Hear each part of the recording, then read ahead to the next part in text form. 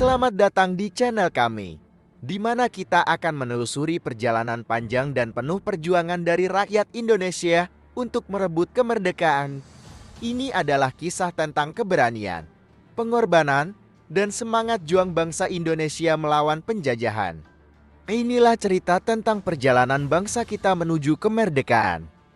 Sejarah perjuangan bangsa Indonesia dalam merebut kemerdekaan dan kedaulatan bangsa tentu harus selalu diingat dan dikenang oleh setiap rakyat Indonesia. Dengan begitu kita dapat terus berusaha mempertahankan kedaulatan sebagai salah satu bentuk penghormatan terhadap jasa besar dari seluruh pahlawan Indonesia. Sebelum negara Indonesia resmi memerdekakan diri pada tanggal 17 Agustus tahun 1945, para pahlawan nasional pada saat itu tentu selalu berusaha keras agar bangsa Indonesia bisa terlepas dari kekuasaan para penjajah. Itu sebabnya sejarah perjuangan bangsa Indonesia memiliki banyak kisah yang perlu masyarakat ketahui untuk menumbuhkan rasa patriotisme dan nasionalisme terhadap Indonesia. Kemerdekaan Indonesia dapat diraih berkat adanya rasa persatuan dan kesatuan seluruh rakyat agar bangsa-bangsa ini bisa lepas dari belenggu penjajah. Itu sebabnya sejarah perjuangan bangsa Indonesia tidak hanya meliputi satu usaha saja, namun meliputi usaha bersama yang terjadi di setiap wilayah di Indonesia, mulai dari perjuangan pahlawan nasional di beberapa daerah guna mengusir para penjajah hingga perjuangan secara politik. Penjajahan di Indonesia dimulai pada awal abad ke-16 ketika bangsa Eropa datang untuk mencari rempah-rempah. Portugis, Belanda, dan Inggris bersaing untuk menguasai wilayah Nusantara selama lebih dari 3 abad. Rakyat Indonesia hidup di bawah penindasan penjajahan Belanda yang mengeksploitasi kekayaan alam dan memaksa rakyat bekerja paksa. Kehidupan di bawah penjajahan sangatlah berat. Rakyat dipaksa bekerja tanpa upah yang layak, mengalami penindasan, dan kehilangan hak-hak dasar. Namun, di tengah kesulitan itu, muncul benih-benih perlawanan dari berbagai penjuru Nusantara. Banyak tokoh pahlawan yang bangkit melawan penjajah. Pangeran Diponegoro dari Jawa, Tuanku Imam Bonjol dari Sumatera, dan Patimura dari Maluku adalah beberapa di antara mereka yang mengangkat senjata demi membela tanah air dan melawan penindasan. Tahun-tahun 1928 menjadi titik penting dalam sejarah perjuangan Indonesia.